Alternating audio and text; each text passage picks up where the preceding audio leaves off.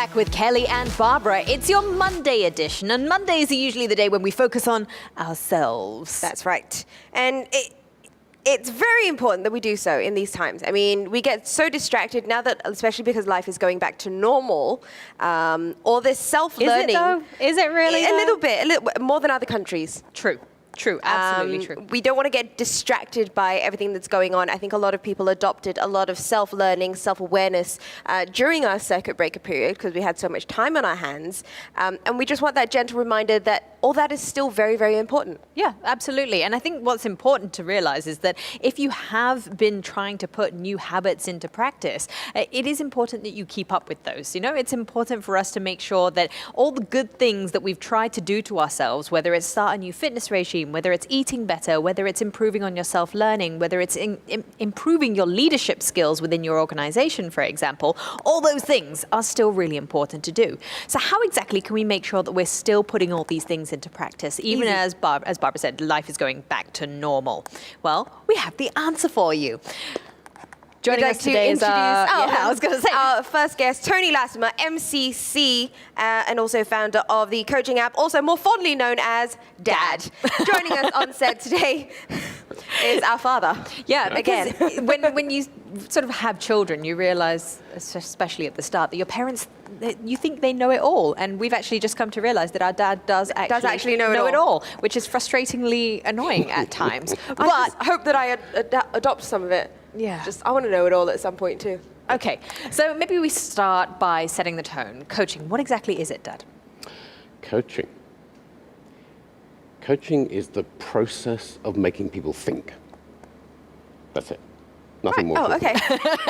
That was a slightly shorter definition I think we expected. Yeah. And so we've had you on before, and we did talk a little bit about coaching. And We did. you know, if you Google coaching now, you get a whole array of different companies and people and stuff like that. Of course, 25 years ago, that wasn't so much the case. No, All you got was the schedule bus timetable for the buses to Malaysia. Yeah. So I think what we wanted to talk a little bit about today is more people are adopting coaching within their organizations.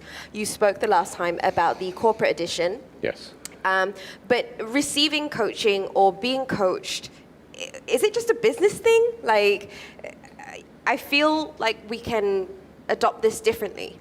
I mean, you've coached us since we were kids, so. True. So let me give you the really extended version of the definition of what coaching is. It's helping somebody get absolute clarity on where they are now, absolute clarity on where they want to be in the future, and then absolute clarity on what they have to do differently to get from here to there. A lot of clarity. A lot of clarity. And misconception, people think that you need somebody else to do coaching. You can do an awful lot of it for yourself. Just by asking the right questions. Asking the right questions, triggering your subconscious, yes. Interesting. Okay, so then how can we do that then, especially if you're going to be doing it by yourself? Well, these days, I think people need to take ownership of their stuff. No, the careers forever are gone. And I think people need to demand from the organization what they want, what they need. So you've got to do things on a pull basis. If you want some help, pull some help. So all you need to do is get some clarity on what needs to change for you. Then you've got to go and learn some stuff and put it into practice. And then you need to build habits.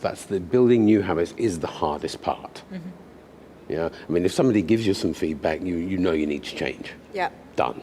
We've all been to school, so we know how to learn. But building the new habits is the hard bit. And if you've got a way of building the habits, you then need some calibration. Yeah. Change in here feels big. Out there, it may not be as visible. So previously, you launched the corporate edition of the coaching app, where it could be rolled out, hundreds of people in the organization, thousands even, all interlinked via this coaching app to grow and to incorporate coaching into the company culture. So you're now launching the personal edition. So it's something that I, as an individual, can download and use. Yes, absolutely. So based on these 4 points, knowing that and having awareness that you need to change, learning something, putting it into practice, and that calibration required after, how does the coaching app help with that? So it enables you as an individual to pull what you need. So, for example, if you're in the workplace, if you want to learn how to lead people, how to manage teams, we've taken everything we teach the corporates at the very senior level, broken it all down into hundreds of little 3-minute chunks and built in there. So you want to know, how do I do this? How do I give somebody feedback? You just press the panic button and ask the question. Panic button, I love that. Yep, we have a panic button. So, and it's literally a red button, right? It's a red button. Yeah. So you go in and you key in any question. And you get an answer. Fantastic. And if you don't get an answer, you can ask me. So you can submit questions. So we're going to be continually adding content based on what people need in the workplace as things develop. Nice. So it's like putting C-Suite's executive coach in your pocket. Because if they can have access to it, why can't we? Exactly. Okay, so what next? What else have we got in there? Putting into practice. Yes, so you've got various tools to help you build the habits, create learning journals. You can create action plans.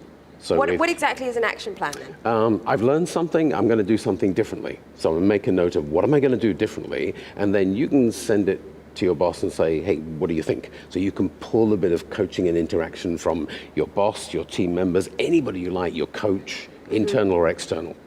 Awesome. So you're then getting this little time zone and distance means nothing because you can have the interaction going on backwards and forwards. And then based on that, you can get the feedback on how you're doing. Exactly. Pick the people that your new behavior affects, tell them the behavior you're going to change, and then periodically, when you know you've made the effort, you can reach out and say, how am I doing? Have you seen the change? So no interpretation, no judgments, just a factual, yes, I saw you do this differently. And your brain picks up the calibration from that. Yeah. Also, if somebody's asking you for feedback, you've got an easy way of collecting accurate information so that when they ask, you can give it to them accurately.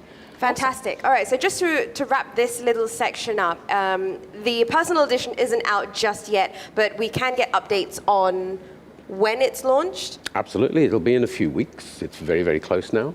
You just go to thecoachingapp.com. You can stick your name and email address in there, and you'll find out. You'll be the first to know. Awesome. Okay, well, stick with us. We're going to go for a short break, but when we return, we're going to get insight from the business mind. We've got James Walton from Deloitte joining us once again here on Kickback. Don't go anywhere.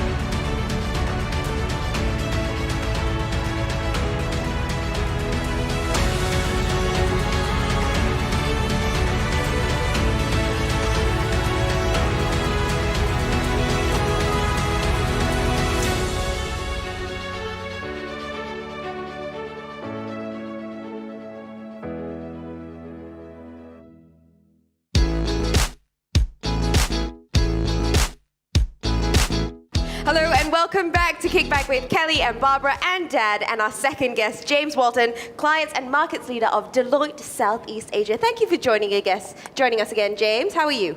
I'm doing good today, doing good. Awesome. Fantastic. Okay, so the workforce has changed quite dramatically in the past 6 months, and obviously leadership is a little bit harder. It's harder to keep track of your people. How has Deloitte managed to work around it? I think the first step really is just making sure that you're making contact with people, that you're reaching out to them, that they know what they should be doing, they know when they should be doing it. It's very easy, as you mentioned at the top of the show, to think a lot about yourself. But when you need to coach people, when you need to mentor and develop people, you also need to check in and make sure that they are also doing the same things as well. Fantastic. Okay, and then sort of in terms of personal development plans then, how important do you think it is for individuals within the organization to have those plans in place? How important is it for them personally and also for the organization to be developing? It's absolutely critical, and it's very easy for individuals to have their own development plans, but not necessarily for those development plans to align to what the organization as a whole should look like. So we try to encourage that everybody's development plan is aligned, that it should cascade from the top down to the bottom, that it's aligned to the strategy of the organization, and then that it's aligned to the strategy of the department. And you'll find that if you know what your boss's goals are, if you know what your boss's targets are, and you align your own goals to those targets, then it will obviously make day-to-day success a lot easier.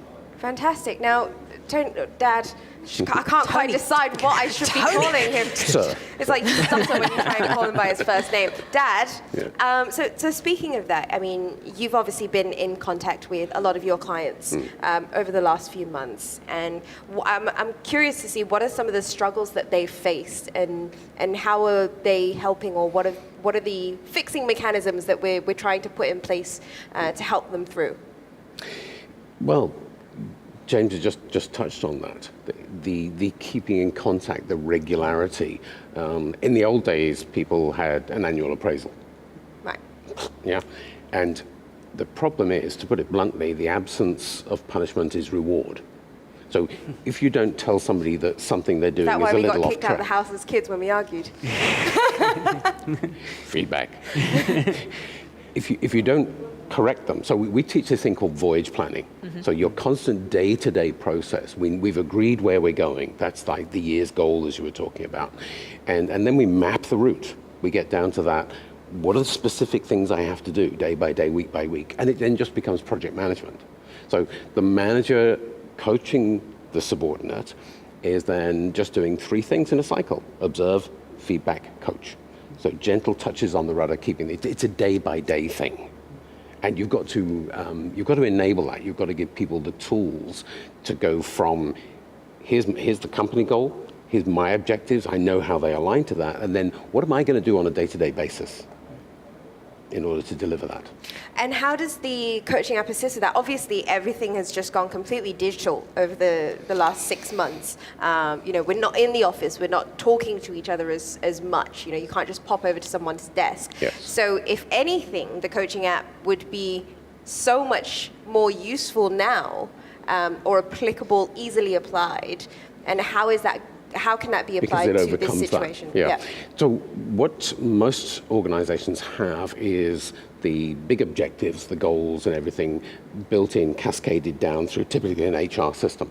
But when it gets down to the individual, there's nothing. That's where the gap comes. So what we're doing is we're putting the personal edition of the coaching app to sit underneath that. Then you can talk to your manager about what are the specifics I'm going to do. And how do those behaviors and how doing those things aligns maybe to my leadership competencies, my behavioral competencies. So now we've agreed the voyage in precise detail. I can then be proactive. So as I do stuff, I can just press the button and send the update so that they're getting that proactive data feed, which means they know what's going on. So I'm pulling the interaction I need to support me in achieving my objectives and making my deliverables real. And as the manager, it's easier. I don't have to come chase you and micromanage because I'm getting the data feed. I know what's going on. I can then interact with you through the app, through in-app messaging. As you said, doesn't matter about time zones, doesn't matter about geography. You're just in contact. And I guess that also helps with like a millennial workforce. I mean, within Deloitte, you guys have got quite a varied Yes. pool of talent. I mean, you guys have done a great job over the years in terms of incorporating our athletes within the workforce, but you actually have a wide age range and a wide range of capabilities and abilities within the organization. What are some of the struggles that maybe you guys have had with dealing with such a varied workforce? Because the millennials are going to take over very, very soon. They're going to become the bulk of our workforce. And whilst a lot of people cringe at the word millennial, they go, ugh, don't want to employ them, but actually they've got good value, right? Yeah, I mean, it's the classic. We go all the way from, baby boomers and Gen X all the way through to the millennials now. And different levels of people within an organization want different things, but also these different groups, these different generations want different things. The older generations tended to want direction and to have someone helping them on that journey. A lot of the time now for the younger generations, the millennials, it's about finding out things yourself and taking personal ownership and accountability. They want that leadership opportunity at an earlier stage. So they're also obviously far more digitally savvy, far more tech savvy. So for them, the idea of going away and reading a book isn't about coaching, isn't necessarily the right thing. They want to find articles, they want to find inputs, they want the opportunity to communicate with someone via an app or via social media perhaps rather than meetings. So as an organization, we're having to adjust our processes exactly to what Tony talked about. It's more real time, it's more micro, it's more online. So that the younger individuals can feel like they are now in control of their career and they don't need to wait for their boss to have that traditional annual evaluation kind of setup that used to be in the past. And do you think that this is the way forward then? Is this something that all companies should be looking at adopting in terms of practices? I mean, to come back to Tony's point, if you're still doing annual evaluations, that is not the way to go. I always compare it to the expression that you're only as good as your last game. And if you work hard for 6, 7, 8 months of the year, do very well, and just have a bad last month of the year, your evaluation will be a bad evaluation, and vice versa. So the more that you can get micro feedback, 360 feedback, feedback from your peers, real-time feedback, and as Tony said, feedback that actually aligns to what is the behavior you're trying to change, rather than just, did you do something? Okay, but how did you do it? What was the way in which you did it? What was the change that actually happened? Then ultimately, the better it will be for your development long term, and that has to be good for the organization. And Dad, you've got quite an interesting take on millennials as well. Let's see. That sounds like a setup. It's like, there you go. Well, we've been having chats about it, obviously, because your daughters-ish. Yeah. So what are your thoughts on the millennials in the workforce and how the approach that they're taking? So I think they've got it absolutely right. Oh, you want to say that again? They've got it absolutely right. So look, let's just skip back. When I was 12, my dad went from one company to another, and it was the talk of the town for weeks. The street talked about nothing else, because you didn't do that. Right? We've now gone through these various progressions. Company loyalty is nonsense, arrant nonsense. Last year, a well-known we make electric cars company, share price dipped a little bit. CEO gets on Twitter and says, it's okay, we're going to lay off 7% of the workforce. 30 seconds later, share price is back up there. Yeah. No conversation about, can we do that? Who goes? Who's going to have those awkward conversations? Right? So there is no. The organization is just a legal entity. Everybody from the CEO down is an employee. And the deal has to be, you must give 100% on everything you do for the company. And if you supervise other people, part of your 100% is making sure they give 100%. And then in return, the organization has to give you money, fair, reliably, recognition, and growth. Because if there's no growth, you're just doing it for the money. And we know what that leads to. So the organization has to insist at each level that they're having those growth conversations with people. And the individual has to take ownership of it. Yeah? Your boss will make sure you have the conversation. You've got to come up and say, here's what I need. And we've found, you were talking about personal development plans. There's 2 questions you should ask at the beginning of each year. 1, what do you need to get better at this year in order to achieve your objectives with greater ease? Secondly, What would you like to learn for what you want to do next? Because looking beyond next is ridiculous these days. Yeah? Those two questions give you the frame of a personal development plan, so we can now actually say, okay, what do we need to put in place? How are you going to learn it? Yeah? How are we going to test your ability with it? How are we going to measure your progress? And I think that's really important because I think previously, even when we were sort of younger and in school, they'd be like, oh, where do you want to be in 5 years? Where do you want to be in 10 years? But actually, that question is no longer relevant because if you think about the sort of jobs that will be available in, never mind 10 years, but in 5 years' time, it could be completely different. So I think having that personal development where you're looking at what is next is actually a really handy tool to have. Gentlemen, thank you so much for sharing. I really appreciate it. I really do like what you've done with the coaching app, and it's not just me saying that because I'm your daughter. I just actually think it's a really useful tool. So if you'd like to, you can always head over to the website and find out more details. Sign up so that you get all the details on when that will be coming out in the next couple of weeks. James, you are not done.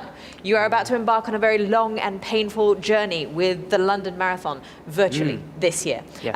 We're going to be talking about that in the next segment after we come back from a little bit of a break, and you're also going to be putting Barbara through your paces too. We will see you guys on Kickback with Kelly and Barbara in just a few short moments. Don't go away.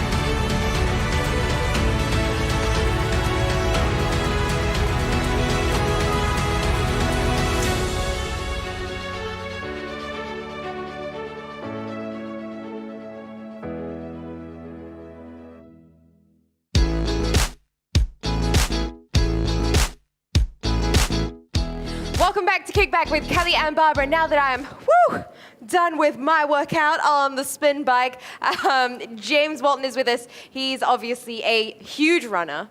And you're taking part in the London Virtual Marathon. So we thought it would be good for you to run through some of your pre-running warm-ups with us. I mean, obviously, a lot of people who started running during the circuit breaker, you kind of do your basic warm-ups, but not really go through it properly. So from a marathon runner himself, let's go through some warm-ups. So for me, I tend to focus on three main muscles just because I had some problems with them, and from a distance running point of view, they tend to be the most problematic, which is basically calves, hamstrings, and groin. Right. So usually I will start by working out on the groin muscle, either straight down the middle to start with, and you'll even feel it a little bit in your calves here as well, hopefully, and then to one side. Oh, so you're not bending straight over. Okay. And then you get it on the inner. Yeah, so you're getting on the inner groin there, and then to the other side. Got to balance it out. Yeah. And then, as you say, down to the middle. And just get the tension all the way up. Yeah. So that's the first muscle. Oh, that's the first one. Yeah. I covered like two of them. Okay. No. The second thing I would usually do is calf muscle. So I'm going to get down for this one. And just one leg behind. So from this angle, a little bit better. Ah, okay. One leg down on the ground, the other one tucked in behind. Gotcha. And then switching. So you're kind of using that other leg to push down on that push calf down, and you should feel it right below the knee on the back of your calf there. Lovely. Well, that's a good stretch as well. There are other kind of simple ones you can do standing up. I find just quite effective, even just to put your heel down like that, and you should feel it up the back of the calf as well on that one. And then the last thing I would usually work out is hamstring, and ideally you would have something with a bit of height to it, but without you can also do it, is to actually do the same stretch but to go deeper into it. But with your calf up? With your toes pointed up? With your toes pointed up. Okay. And So that feel on kind the of back. works the hamstring a little bit more. Yeah, so it'll be a little bit higher up the leg. And then the same on the other side. So my question is, so a lot of these stretches for pre-running are static stretches. Yep. So yes, it stretches the muscle, but then is the kind of, the warm-ups where your body get warm, Yep. right? Does that just happen as you start jogging?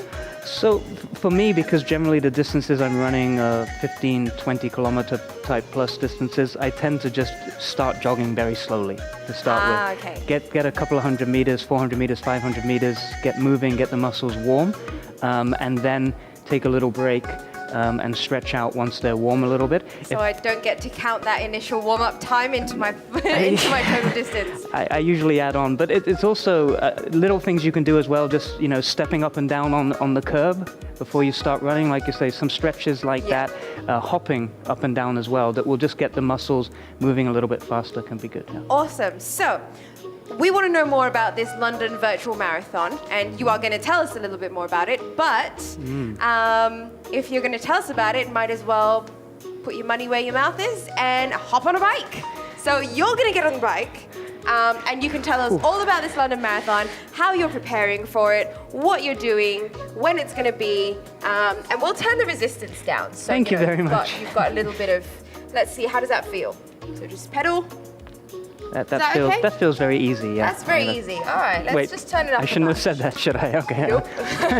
All right, so ready and go. Let's hear about this London Virtual Marathon. All right, so as you know, the London Marathon got cancelled this year. I have to cycle faster, okay. Yeah. London Marathon got cancelled this year, and it got moved to October and to October 4th. And then it got moved to a virtual London Marathon. So basically what you have to do if you were in the London Marathon, you keep turning this up on me, yeah? Is within a 24-hour period on Sunday, October 4th, you have to do the full 42.2 kilometer distance. And so I'm going to be doing it in East Coast Park. I've got a 10-kilometer course. We're going to be doing just over 4 laps. Wow, okay. This is resistance now. Doing a 10-kilometer loop, doing it 4 times and a little bit more. 6 p.m. in the evening till 10 p.m. in the evening to raise money for Club Rainbow. Who are doing educational subsidies for children with chronic illnesses. Oh, we're only at 84 RPM. Come on, keep going. Okay, I really have to work out now. So yeah, we're hoping to raise some money for them because obviously a lot of charity money has been given recently, but it's been tending to go to the frontline causes, things like that, which are great causes, but we have other charities as well out there that need help. So we're going to try to, I haven't spun in like 10 years. I'm a runner and you put me on a bike. I wanted to run, but I think we should have gone out and run 42K. I think, just to, I think maybe even not. things out. So just to wrap things up for you, we've hit the 92 RPM mark as well. Okay, is that what you want to do? Again, when okay, is this happening? This is October 4th, Sunday evening, 6 till 10 at East Coast Park. And if people want to join, it's already done, right? They can't join anymore, but they can support. We can't join because of the running bubbles and such, but they can come down and cheer a little bit if they want. Or if they go to giving.sg and search for Team Deloitte. Let's get it to There's 100. a fundraising page for Club Rainbow under Team Deloitte on giving.sg. Fantastic. We hit 120 RPM. I think you can slowly cool down now. That was a Kickback with Kelly and Barbara. Our next episode this week is actually our last week of Kickback in the evenings. So we hope you will join us for all 3 episodes. Coming up on Wednesday, it's all about movement. Friday, the return of sport. Thank you so much for joining us this evening. This has been Kickback with Kelly, Barbara, Dad, and James Walton. Thank you.